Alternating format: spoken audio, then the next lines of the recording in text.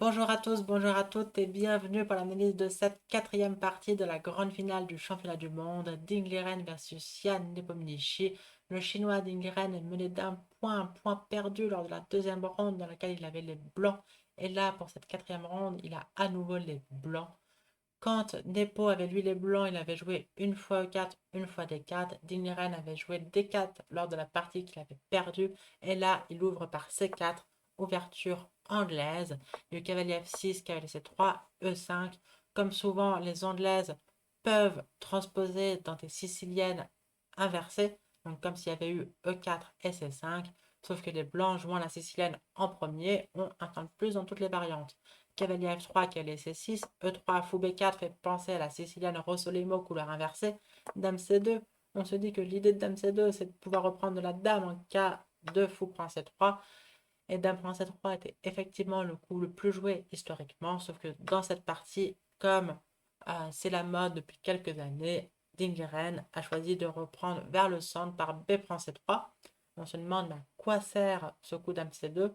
Eh bien, tout simplement à contrôler la case E4 pour pouvoir y mettre le pion E3, E3, E4.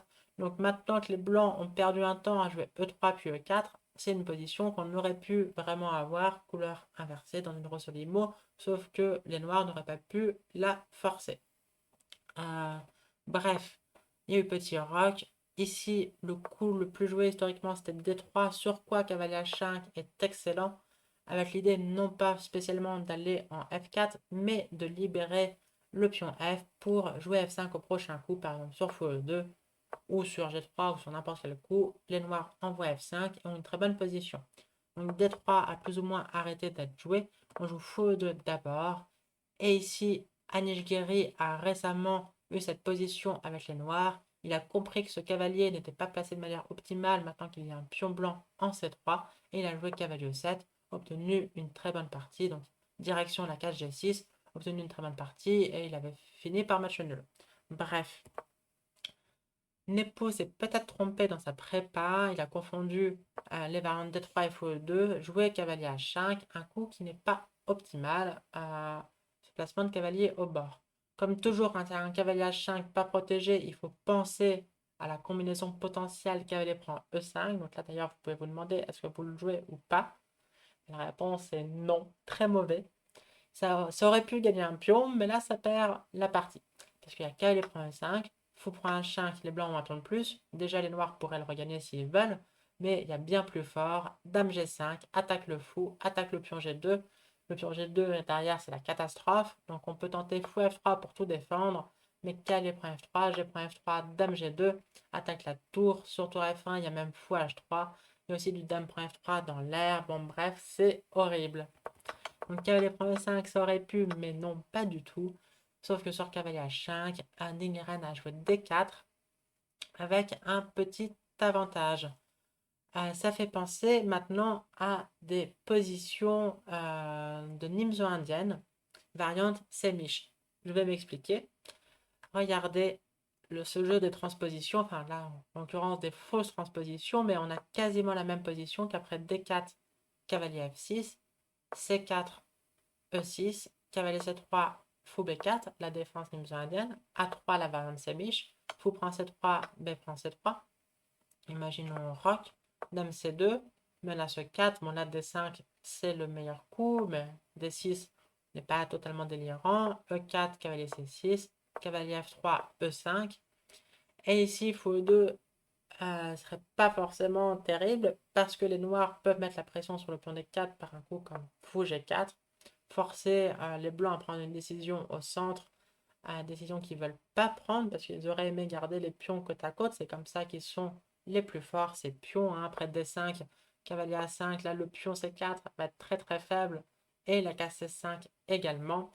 Donc ça serait une très mauvaise position pour les blancs. Mais imaginez si les noirs, à la place de ce bon coup fou G4, jouent cavalier H5, on a quasiment la même position que dans la partie. La seule différence, c'est que les blancs ont joué à 3 en plus. Ils ont économisé le coup. Ils ont joué E4 en un coup dans cette position. Et les noirs ont joué E6 et E5, alors que dans la partie, ils ont joué E5 en un coup. Donc bref, quasiment la même position, sauf que dans la partie, on a le pion en A2. Regardez, regardez, hop, D4, et voilà. Donc un petit point sur cette position dans laquelle les blancs ont un fort centre, enfin ont un gros centre de pion, plutôt qu'un fort centre de pion, on va dire un gros centre de pion, et la paire de fous. Donc ça, c'est deux avantages qui se marient très bien ensemble. Les noirs ont un avantage, notamment ce pion C4 qui peut être très faible, et aussi une attaque potentielle à la loi.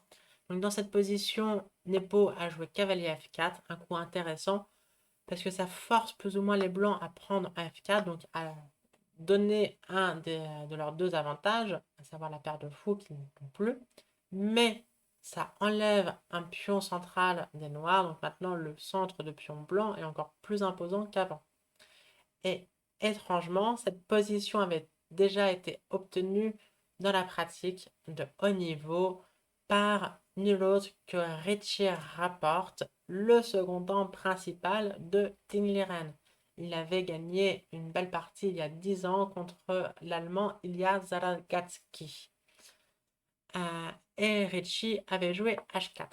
Tingliren a amélioré le jeu de son secondant. Bon, il a dit après la partie qu'il ne connaissait pas ou plus la partie de Rapporte. Donc il a joué Rock améliorant la partie de rapport, mais sans savoir que c'était la préparation.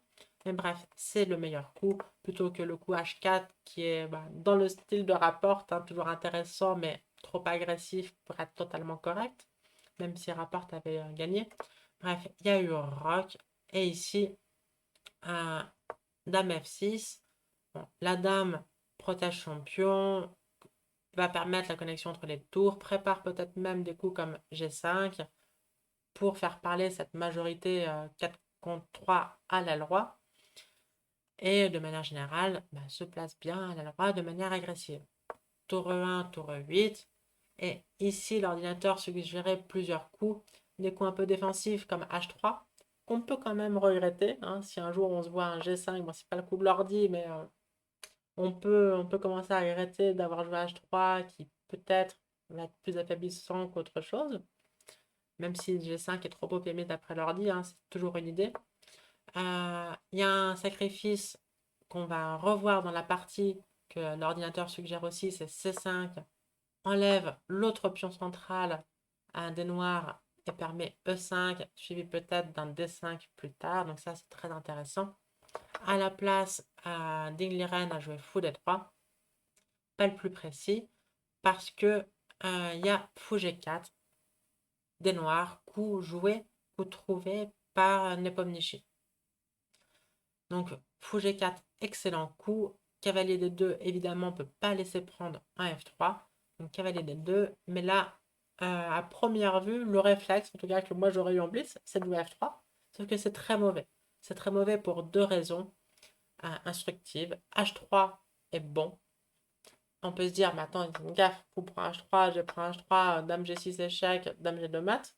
Donc, évidemment, on ne prend pas le fou. On prend à la place le pion F3 et on a échangé un pion F, qui d'ailleurs venait même de E, contre un pion H. Ça, c'est une très belle position pour les blancs. Maintenant, tout le centre de pion, hein, magnifique, va faire la différence. Devrait faire la différence en tout cas. Donc H3 est possible, et même tout simplement G3, parce que l'attaque sur case blanche va pas vraiment marcher tant que les blancs ont fou F1. Ici, il y a le choix, on peut jouer pour cavalier F1, cavalier E3. Le cavalier contrôle G2 attaque le fou de case blanche. On peut même jouer pour tour E3 suivi de cavalier pour F3. Dans tous les cas, on aura fou F1 en backup. Donc F3 a l'air fort, mais ne l'est pas du tout. L'ordinateur dit que le meilleur coup, c'est un coup assez simple, comme tour à D8, coup de centralisation. À la place, Nepomniachtchi a joué un coup qu'affectionnent énormément les joueurs de Grunfeld. Nepomniachtchi est historiquement un joueur de Grunfeld. Et parmi tous les joueurs de Grunfeld, on connaît évidemment Maxime Vachier-Lagrave. Quel est le coup préféré de Maxime Vachier-Lagrave, qui lui a rapporté beaucoup de victoires, mais aussi coûté beaucoup de défaites? C'est cavalier A5, le fameux cavalier MVL, le cavalier au bord. Et là, je crois que c'est vraiment plus une situation où le cavalier au bord est mal placé. Alors si les noirs avaient plein de temps à leur disposition, ils pourraient faire suivre par B6, C5 pour bien fixer la cible, le pion faible en C4. Ensuite, on peut même imaginer des plans typiques de Nimzo indienne où le fou vient vers A6 pour bien taper le pion. La tour peut venir en C8 et ce pion est perdu à terme. Sauf que, ben, c'est chacun son tour à ce jeu. Donc, slot down Nepomniachtchi. Et prends-toi C5. Magnifique sacrifice de pion. Je l'ai mentionné brièvement tout à l'heure. Déjà, l'ordinateur aimait bien avec le cavalier en C6. Ça, c'est encore beaucoup plus fort avec le cavalier maintenant mal placé hors jeu en A5. D prend C5, E5. Les blancs prennent l'initiative, menacent la dame évidemment, mais menacent aussi fou princhette, échec, donc dame H6 est forcé. Et maintenant D5. Le centre de pion agit tel un rouleau compresseur pour rouler dans le camp noir. Mais à partir de là, Nepomniachtchi va jouer de manière excellente tous les prochains coups. Tour à D8, centralisation, menace de prendre D5, C4. Évidemment, il faut protéger notre fierté à ce centre magnifique de pion. B6, ça servira toujours et à protéger le cavalier et à lui faire une case de repli. Parce qu'on ne peut pas jouer toute la partie avec un cavalier en A5 qui ne peut plus aller direction du centre. Donc B6, très bon petit coup. H3, j'aime bien ce coup qui pose la question au fou. Choisis ta diagonale. Pour l'instant, il contrôle les deux. Et là, il est obligé de faire un choix. Et c'est pas si trivial. Sur fou C8, a priori, cette diagonale est plus intéressante. Il y a plus de cases. Mais là, ça permettrait cavalier F3 avec un énorme avantage pour les blancs. Donc, Nepo a eu raison de jouer fou H5. Fou E4, centralisation, prépare fou F3 également, tour E7, dame C3, protège ce pion qui n'était pas en prise pour l'instant, parce que sur tour prend E5, évidemment, il y a le petit fou prend hachette, échec, suivi de tour prend tour, mais on ne va pas rester toute la partie avec ce pion 5 en prise. Un jour, les noirs pourront vraiment le prendre. Donc dame C3, très naturel. Tour E8, fou F3, protège le pion qui cette fois-ci était vraiment en prise. Cavalier B7, tour 2 prépare le doublement des tours. Et là, une décision très intéressante de Nepo. Le cavalier, c'est un peu centralisé, enfin, comparé à la case A5 en tout cas, mais il est toujours assez pathétique. Et en D8, il serait pas mieux. Donc, il a joué le coup à double tranchant F6, mais c'est très intéressant. Donc, les désavantages sont évidents, mais ça donne au blanc après E6 un pion passé protégé sur la sixième rangée. Mais l'avantage est tout aussi évident. Les noirs obtiennent cette magnifique case D6 pour leur cavalier qui, il n'y a pas si longtemps, était hors jeu en A5. Donc, vraiment une conception très intéressante, très ambitieuse même. Donc, de quelqu'un qui est plutôt en confiance. Tour A, E1. Et ici, l'ordinateur conseille fou G6. Et là, il donne, parmi beaucoup de coups à son évaluation préférée 0,0,0, une des variantes données par l'ordinateur, c'est fou E4, fou H5, fou F3 avec la nulle. Et ben ouais, cette position est juste égale. Les blancs ont un pion de moins. Ça n'a pas l'air comme ça quand on voit ces pions menaçants, mais si on les compte un par un, on se rend compte que les blancs n'en ont que 7 et les noirs en ont 8. Donc un pion de plus pour les noirs. Mais évidemment, ce pion passé protégé sur la sixième rangée, il y a un énorme atout qui permet largement de compenser ce pion, mais pas beaucoup plus. Maintenant, le cavalier est bien placé. Et donc, match nul aurait été un résultat logique. Alors, les deux camps peuvent jouer pour le gain, ne sont pas obligés de répéter les coups, mais ça restait égal d'après l'ordinateur. En tout cas, Nepo a joué cavalier F5. Ici, Dingleren a échangé les fous de case blanche, joué tour E4, attaque le pion F4. Les noirs, stratégiquement, auraient bien voulu jouer G5, mais là, il y a juste dame F6, met fin à la partie. Donc, il faut protéger ce pion F4 par dame H6. Dame F3 renouvelle la menace. Et donc là, G5 était le meilleur coup avec une position ultra complexe. Des chances, pour les deux camps, là, les trois résultats sont possibles. Une variante donnée par l'ordinateur, c'est G4, chasse le cavalier. cavalier D6, on verra pourquoi pas cavalier D4 tout à l'heure. Tour E2 par exemple, on peut imaginer du roi G2, tour H1, H4. Comme disait Nepo, cette position, enfin, toutes les positions du genre après F6 doivent être égales. Peut-être qu'en pratique, il a sous-estimé la difficulté à jouer avec les noirs. Là, avec les blancs, on a un pion de moins, certes, mais les coups viennent plus facilement à l'esprit. Alors qu'avec les noirs, en fait, ce qu'il faut faire, c'est ce qu'il y a de plus difficile à faire aux échecs, c'est-à-dire ne rien faire. Euh, mais donc la position restait égale. À la place, terrible gaffe de la part de Jan Nepomniachtchi, il a joué cavalier D4, un coup pourtant si naturel. Le cavalier, c'était la belle histoire du cavalier, hein. Et, il venait de C6 à la base, il l'a mal placé en A5 une première fois. Ensuite, il s'est battu à jouer B6, puis cavalier B7, puis cette idée fantastique F6 pour obtenir la case D6, puis il l'amène en F5, puis il le centralise sur cette magnifique case D4, d'où il attaque la dame. Toute cette histoire a l'air superbe. On peut s'attendre à dame prend F4. La dame est attaquée, elle gagne un pion. Dame prend F4, tour prend F4. Maintenant, le matériel est égal, mais les noirs ont du C6, casse la structure de pion des blancs, et les noirs commencent à prendre le dessus, avec ce magnifique cavalier en D4. Donc c'est sûrement ce qu'avait envisagé Nepomniachtchi, sauf que Tingliren a choqué son adversaire en jouant le superbe tour prend D4 après à peine une minute de réflexion, un sacrifice très intuitif mais qui repose également sur un petit calcul. Il fallait avoir vu cet important détail après C prend D4. Pour l'instant, on a une qualité et un pion de moins, mais après cavalier B3, les noirs n'ont pas le coup C5. Parce que si C5 marchait, serait évidemment perdant pour les blancs. Il y a trop de matériel en moins. Peut-être pas d'ailleurs perdant-perdant, mais en tout cas, les noirs ne seraient pas moins bien. Sauf qu'ici, les blancs gagnent par le simple D6. Et les deux pions passés liés sur la sixième rangée vont coûter une tour au noir. Par exemple, après tour prend E6, bon, on peut prendre et jouer D7. On peut même jouer plus simple. Dame D5 tout de suite. F5 pour protéger la tour avec la dame. Mais D7 met fin à la partie. Donc après cavalier B3, les blancs vont regagner le pion D4.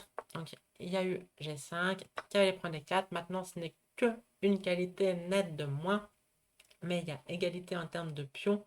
Sauf que regardez ce cavalier magnifique et cette tour pathétique. Évidemment, c'est pas seulement la différence entre le cavalier et les tours noirs, mais aussi entre les pions blancs monstrueux et les pions noirs qui font pas grand chose.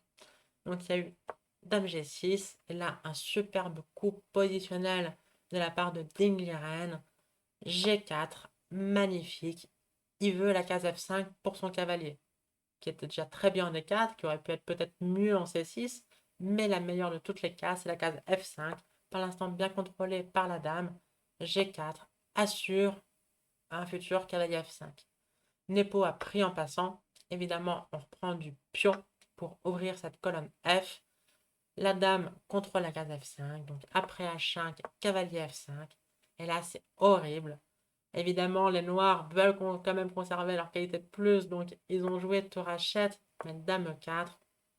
Roi H8, E7. Les pions avancent. Les noirs n'ont strictement aucun contre-jeu. On aimerait ouvrir des colonnes, hein, ça c'est le grand problème quand on a une qualité de plus, mais pas de colonnes ouvertes. Nos tours ne nous servent à rien, mais on ne peut pas forcer l'ouverture. Sur G4, les blancs auraient évidemment joué H4, ferme tout à tempo, et sur H4, l'inverse, on fait G4, on ferme tout. À l'Eldam, il n'y a pas possibilité d'ouvrir deux colonnes, donc le matériel en plus ne sert à rien. Là, les noirs, limite, le meilleur coup, c'est de passer son tour, quoi. C'est-à-dire sur roi G8, on a dame E6 échec, dame D7.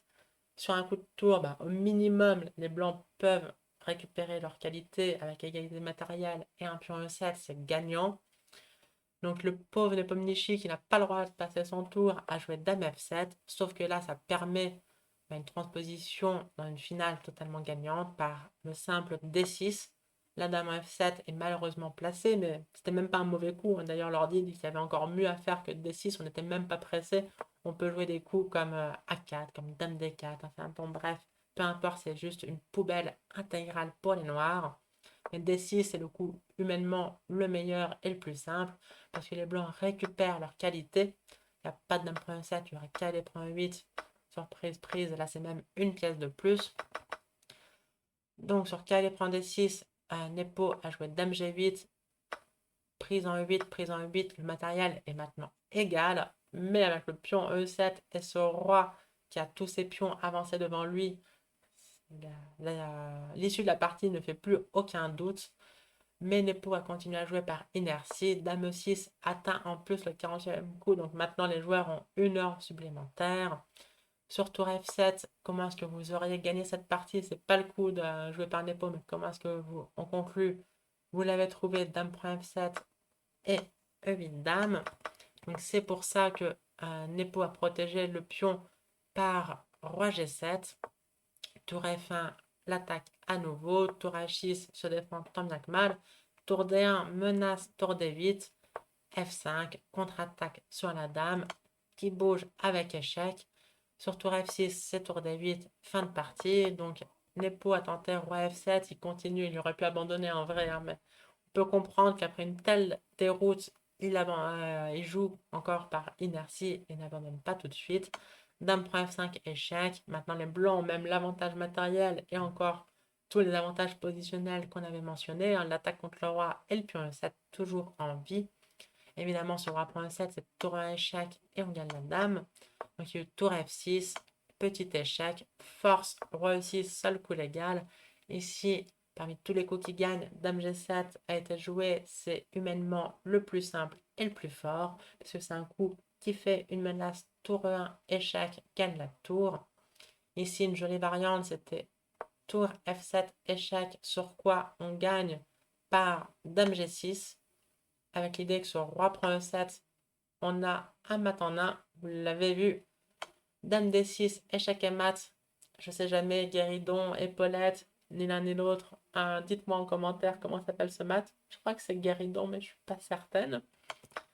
Euh, bref, sur dame G6, on peut pas bloquer avec la tour, il y a dame en prise.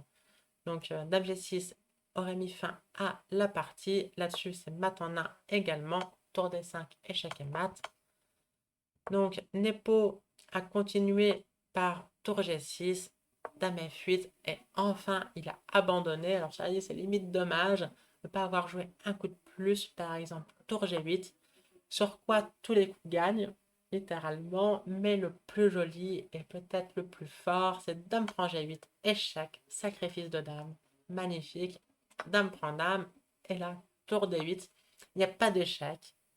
Sur roi prend, on prend la dame. Sur dame prend, on prend la dame. Et sinon, bah, on va faire dame sur échec au prochain coup. Donc une magnifique victoire de Ding Liren. Alors, la partie n'a pas été parfaitement jouée par lui-même, hein. Le coup foulé 3 dans l'ouverture, enfin sortir de l'ouverture, a été considéré comme légèrement imprécis. Mais après, il a déroulé, joué ce sacrifice positionnel quasiment à tempo, conclut la partie de main de super grand maître une fois que l'avantage décisif avait été obtenu.